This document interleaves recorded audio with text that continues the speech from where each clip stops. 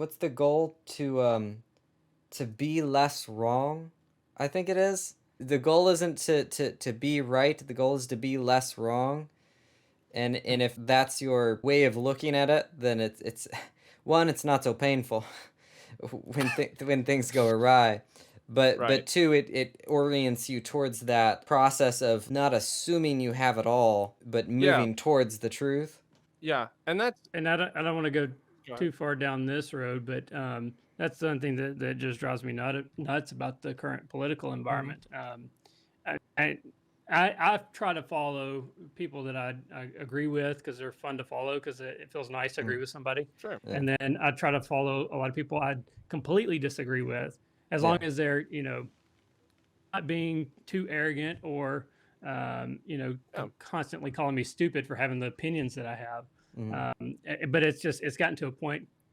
It goes back to media these days. I mean, the way the media is set up, you got to it's all online. Everybody's fighting for attention right now, and that includes mm, Right. your media outlets. And so they're taking news that should just be here it is. It's not really that big of a deal, and they have to sensationalize it on either Right. side, either make it super scary or super exciting so that yeah, people will click on it and share it. And then I think that just Right. kind of exacerbates through yeah. society. That's why I I try to stay out of politics as best I can. I hate it right now. Right. I can't remember the interview that I watched, but for some reason I was watching a news interview, and somebody was reporting some good news that had happened, and it was they were interrupted every 10 to 15 seconds with a well, yeah, but what is this imply? And like every single time, the news reporter tried to imply a disaster Right. because disasters get attention, right? So Right. it was so apparent that it was like a little bit mind bending. Like you were getting Right. cognitive dissonance from watching it, where this guy was describing something good that had happened. And the reporter was like, "So, could this end up in being this disaster or in that disaster?" Right. Sensationalized media is so much easier. So, for example, not for any opinion reason, just a state of fact, like Fox News is not labeled as news. The only reason that CNN is labeled as news legally is because they have a few more journalists. But realistically, both of these are primarily entertainment services. Yeah. They don't have to tell you the news, they have to tell you whatever they make the most money on.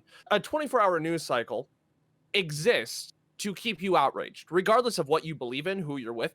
That's the point. And this is the same thing Like, with content online. Clickbait works if it keeps you engaged. You know what keeps you engaged more than anything? An opinion you don't like. speaking of that, I mean, I'll admit I'm guilty of it too. Like when I'm posting TikToks or something, I'll misspell a word on purpose because I know that that'll get more Oh yeah. Yeah. engagement. Or Right. we'll put in something Yep. a little different or that won't quite make sense just because. But if you don't, if you just play it by the rule, I mean, by the book, it's going to come off as boring and Yeah. nobody's going to There's interact with so it. many times when I've seen comments on one of my videos where somebody they'd comment something along the lines of, "Well, why didn't you explain this part?" Because obviously I can fit everything I have to say about a subject in 1 minute. but but Right. there'll be a comment along those lines of like, well, why didn't you factor in this? And the sassy part of my Yeah. brain All the time. looks at it and responds with, "If I would have put that in, you never would have seen it."